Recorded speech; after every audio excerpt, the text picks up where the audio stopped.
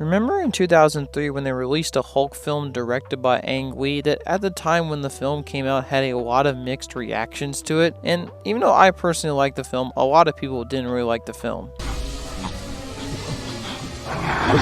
Well, in this video, we're not going to be talking about the film per se, as we're going to be talking about the movie tie-in video game that came alongside the release of the film. The Hulk video game, which, like many blockbusters at the time, was also a movie tie-in video game and also a semi-sequel to the film. The Hulk video game was developed by Radical Entertainment and released alongside the release of the film. The game came out and yeah, like the movie, got pretty mixed reactions. Regardless though, I want to actually take a look back at this old movie tie-in video game to see actually if it's not that bad and a good quality game or if it's honestly a piece of crap like many movie tie-in video games are. Regardless though, let's get into it. The story of this game takes place 8 years after the film, basically making this game an unofficial Hulk 2 that we never got.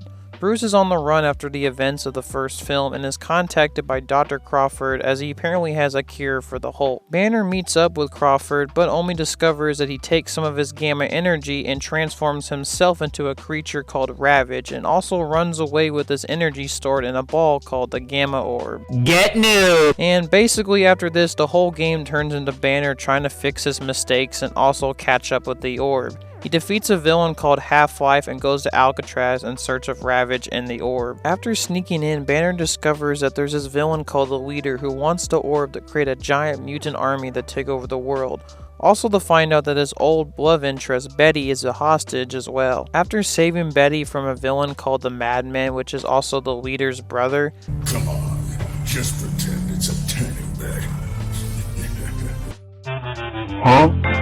He finds out that apparently Betty is poisoned by gamma radiation with his energy. To cure her, he has to go to a military base, which he successfully does, but also Banner is sort of restricted back into his human form, and Betty is cured. Eventually, Banner creates an antidote to fix this issue and turns back into the Hulk and returns to Alcatraz, where he attempts to teleport into the Leader's base. He then finally catches up to the Leader and destroys the Leader, destroys the orb, and also takes back his power and eventually ends the game with Banner hitchhiking on the road. So, for my honest opinions on this story, I thought the story definitely had its great and cool moments, but overall the game and the story kind of felt lazily put together. I love how the game starts out with this really cool cutscene at a gas station, and this whole scene is honestly great as it shows what's exactly Banner's going through and what his situation is like. I also think that the introduction of some of Hulk's less well-known villains was honestly a great addition, as it creates some characters for them but also introduces the audiences to characters they might have never known about. Like, I honestly didn't know at first who Half-Life was, or even Madman, but thanks to this game and some of the great cutscenes, I honestly got to know a lot more about them, and I think they were awesome additions to the game. I also really like how some of the cast from the movie also returned back for the movie tie-in game, as this is usually not commonly well known. For example, Eric Bana returns as Bruce Banner and Jennifer Connelly returns as Betty Ross. I need to get to the military gamma base quickly. I'm infected with your energy. Now fix this.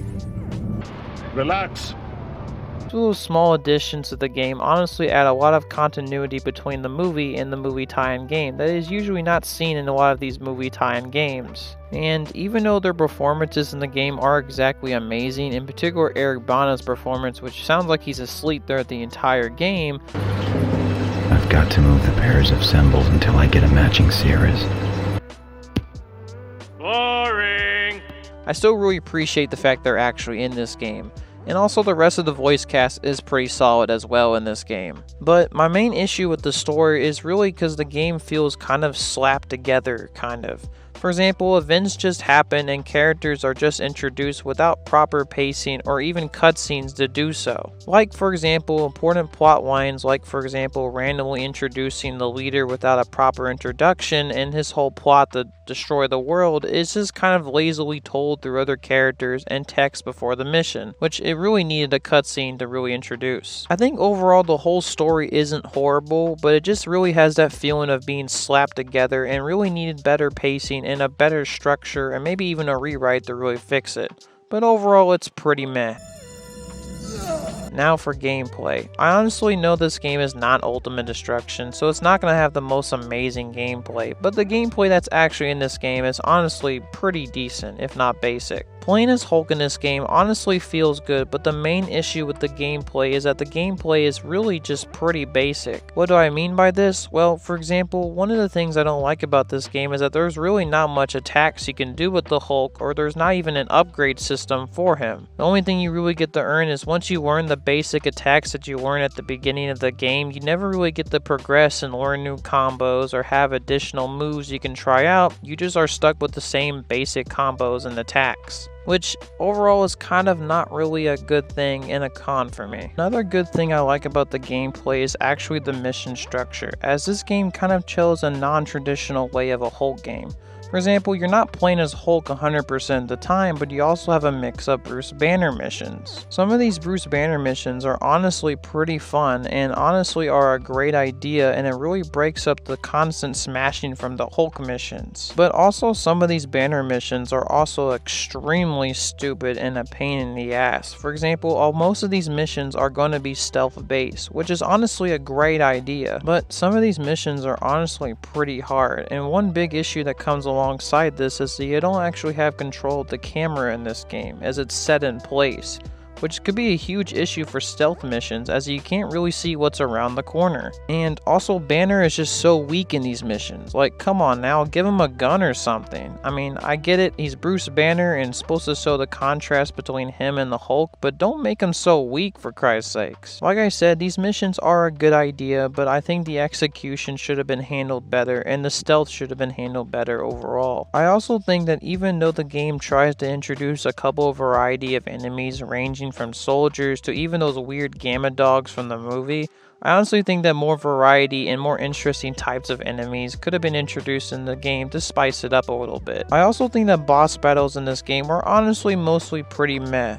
Most of them are honestly just you fighting a bunch of dudes that look similar to you, but just in different scenarios.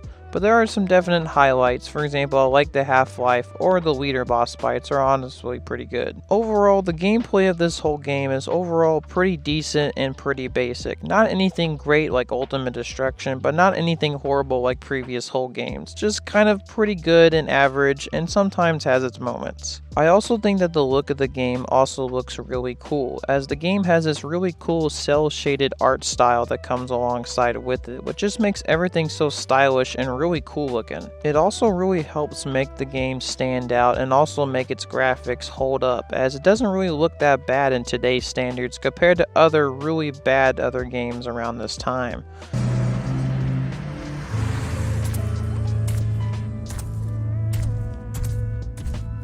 Overall, my experience with the 2003 movie tie-in game Hulk is honestly not a bad experience at all. It definitely had its good moments and also has a lot of great ideas. And honestly, for a movie tie-in game, it's definitely not that bad and it's a step above other games in this genre for sure.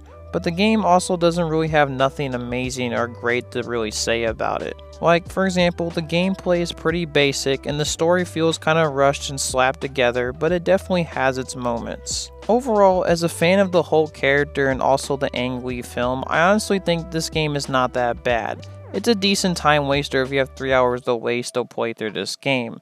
But like I said, the gameplay is pretty basic and it's nothing to write home about. So overall, it's a meh game. Thank you all for watching. I hope you all liked the video and I will see y'all later.